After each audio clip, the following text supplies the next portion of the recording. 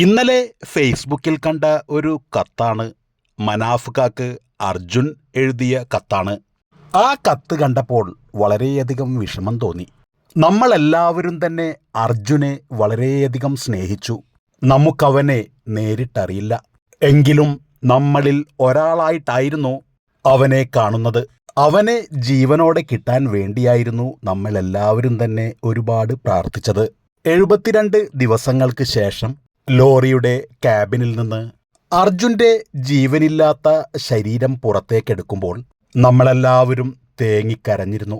നമ്മളൊരിക്കലും കാണാൻ ആഗ്രഹിക്കാത്ത ഒരു കാഴ്ച തന്നെയായിരുന്നു അത്. അർജുന് ജീവനോടെ കിട്ടില്ല എന്ന് നമുക്ക് എല്ലാവർക്കും തന്നെ അറിയാം. എന്നിട്ടും നമ്മൾ അത്രത്തോളം തന്നെ സങ്കടപ്പെട്ടു. അർജുനെ കണ്ടെത്താൻ വേണ്ടി നമ്മൾ ഫേസ്ബുക്കിലാണെങ്കിലും ഇൻസ്റ്റാഗ്രാമിലാണെങ്കിലും മറ്റുള്ള സോഷ്യൽ മീഡിയകളിലാണെങ്കിലും നിരന്തരം പോസ്റ്റുകളും വീഡിയോകളും ചെയ്തുകൊണ്ടേയിരുന്നു. കാരണം നമ്മൾ ഓരോരുത്തരും തന്നെ അർജുനെ വളരെയധികം ഇഷ്ടപ്പെട്ടിരുന്നു. മാത്രവുമല്ല, അർജുന്റെ വീട്ടുകാരെ നമ്മളെല്ലാവരും തന്നെ നെഞ്ചിലേറ്റിയിരുന്നു. അവരുടെ വേദനകളിലെല്ലാം തന്നെ നമ്മളെല്ലാവരും പങ്കുചേർന്നിരുന്നു. അർജുനെ കിട്ടിയതിന് ശേഷമുള്ള വിവാദങ്ങളും അതിനുശേഷമുള്ള ആ കുടുംബത്തിൽ നിന്നുണ്ടായ പത്രസമ്മേളനങ്ങളും ഒക്കെ തന്നെ നമ്മളെ എല്ലാവരെയും തന്നെ വളരെയധികം വേദനിപ്പിച്ചിരുന്നു. അതെല്ലാം തന്നെ അർജുനെ സ്നേഹിക്കുന്ന എല്ലാവർക്കും തന്നെ വളരെയധികം വിഷമവും സങ്കടവുമാണ് വരുത്തിവെച്ചത്. ശരിക്കും ആ സംഭവങ്ങളൊക്കെ കണ്ടപ്പോൾ തന്നെ നമ്മുടെ മനസ്സെല്ലാം മരവിക്കുകയായിരുന്നു. ഇവരെന്താ ഇങ്ങനെയൊക്കെ ചെയ്യുന്നത്, ഇങ്ങനെയൊക്കെ കാണിക്കുന്നത്, ഇങ്ങനെയൊക്കെ പ്രവർത്തിക്കുന്നത് എന്നെല്ലാം നമ്മളുടെ ഓരോരുത്തരുടെയും ചിന്തയിലുണ്ടായിരുന്നു. ഈ സമയത്താണ് ഫേസ്ബുക്കിൽ ഒരു കത്ത് കാണുന്നത്. അപ്പോൾ എനിക്ക് അർജുനെ ഓർത്ത് വളരെയധികം വിഷമം തോന്നി. ശരിക്കും അർജുന്റെ മനസ്സിൽ ഉള്ളതുപോലെയുള്ള വരികളായിരുന്നു ആ കത്തിൽ കണ്ടത്. ഈ കത്ത് എന്തിന് എഴുതിയതാണോ അതല്ലെങ്കിൽ ആരെഴുതിയതാണോ എന്നൊന്നും അറിയില്ല. ഫേസ്ബുക്കിൽ നിന്നുമാണ് ഈ കത്ത് എനിക്ക് കിട്ടിയത്. ഈ കത്തിലെ ഉള്ളടക്കം ഇങ്ങനെയാണ്: പൊതു സമൂഹമേ, എന്നോട് ക്ഷമിക്കണം. എനിക്ക് എല്ലാം മനസ്സിലായി, എല്ലാവരെയും മനസ്സിലായി. ബന്ധങ്ങൾ എല്ലാം തന്നെ ഒരു കുന്തമാണെന്ന് മനസ്സിലായി. സ്നേഹത്തിന്റെ വിലയും തിരിച്ചറിഞ്ഞു. ഞാൻ വെള്ളത്തിനടിയിൽ കിടക്കുമ്പോൾ അമ്മയും പെങ്ങളും എല്ലാം ചാനലിന് മുന്നിൽ ഒരു സങ്കടവുമില്ലാതെ ഇരിക്കുന്നതാണ് ഞാൻ കണ്ടത്. എൻ്റെ ആദ്യത്തെ മരണം അവിടെ സംഭവിച്ചു. അപ്പോഴാണ് സംഭവിച്ചത് നെഞ്ച് തകർക്കുന്ന മരണം. പിന്നീട് മൊട്ടത്തലയൻ ഏതൊക്കെയോ വിളിച്ചു പറഞ്ഞു, റേറ്റിംഗ് കൂട്ടാൻ വേണ്ടി. അവൻ കളിച്ച കളി കണ്ട് ഗംഗാവാലി പുഴയിലെ ഒഴുക്കുപോലും നിലച്ചു. ഞാൻ അത് കണ്ടിരുന്നു. രണ്ടാമത്തെ മരണം അവിടെ സംഭവിച്ചു. വെള്ളത്തിനടിയിൽ എന്നെ കിടത്തി റേറ്റിംഗ് ഉണ്ടാക്കിയ ആ മുട്ട ഇപ്പോൾ പറയുന്നത് കേട്ടപ്പോൾ ചിരി വരുന്നു. ഒരിക്കലെങ്കിലും ഗംഗാവാലി പുഴക്കരികിൽ എൻ്റെ അമ്മയും ഭാര്യയും വരണേയെന്ന് ഞാൻ കൊതിച്ചിരുന്നു. ലോറിക്കുള്ളിൽ കിടന്ന് തെളിഞ്ഞ ജലാശയത്തിനു മുകളിലൂടെ എൻ്റെ അമ്മയെയും ഭാര്യയെയും എൻ്റെ പൊന്നുമോനെയും കാണണമെന്ന് ആഗ്രഹിച്ചിരുന്നു. അവരുടെ കണ്ണുനീർ ഈ പുഴയിൽ വീഴുമെന്നും ലയിക്കുമെന്നും ഞാൻ കരുതി. പക്ഷേ ആരും വന്നില്ല. പക്ഷേ ഞാൻ മരിച്ചോ ജീവനോടുകൂടിയുണ്ടോ എന്ന് അറിയുന്നതിന് മുൻപ് എൻ്റെ സഹതാപത്തിൻ്റെ ഭാര്യ ഒരു സർക്കാർ ഓഫീസിൽ ജോലിക്ക് കയറി ചിരിക്കുന്ന ഫോട്ടോയുള്ള ഒരു പത്രം ഞാൻ കണ്ടു. നനഞ്ഞു കുതിർന്ന ആ പത്രത്തിൻ്റെ ചിരി കണ്ട് ഞാൻ നിർത്താതെ കരഞ്ഞുപോയി. ഞാൻ ജീവനോടെ തിരിച്ചു തന്നാൽ അവൾക്ക് ജോലി പോകും, അത് അവരെ ഭയപ്പെടുത്തും തുടങ്ങിയ ചിന്തയിൽ ഞാൻ തണുത്ത് വിറച്ചു കിടന്നു. എനിക്ക് വേണ്ടി ലോകം മുഴുവനും പ്രാർത്ഥിക്കുന്നതും ഞാൻ കണ്ടു. അതിൽ ജാതിയോ മതമോ ഒന്നും തന്നെ ഇല്ലായിരുന്നു. അതിൽ ഒരു പ്രാർത്ഥന എന്നെ കരയിപ്പിച്ചു. വെള്ളിയാഴ്ച മുസ്ലിം പള്ളിയിൽ ഇമാം എനിക്ക് വേണ്ടി കരയുന്ന ഒരു കാഴ്ച. എത്രയോ ഉമ്മമാരും അമ്മമാരും കരഞ്ഞു പ്രാർത്ഥിച്ചു.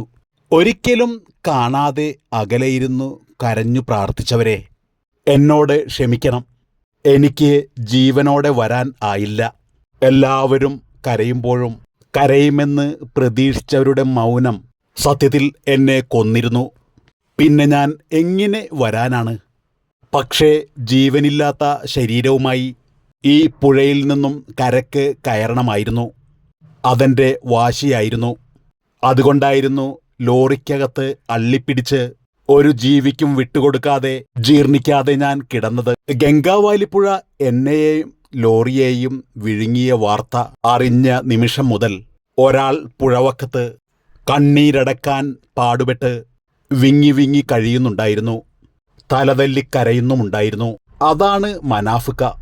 ദിവസങ്ങൾ കഴിഞ്ഞിട്ടും ഈ പുഴയിൽ യജമാനനെ കാണാൻ കഴിയാത്ത പട്ടിയെപ്പോലെ മനാഫ്ക അലയുന്നുണ്ടായിരുന്നു.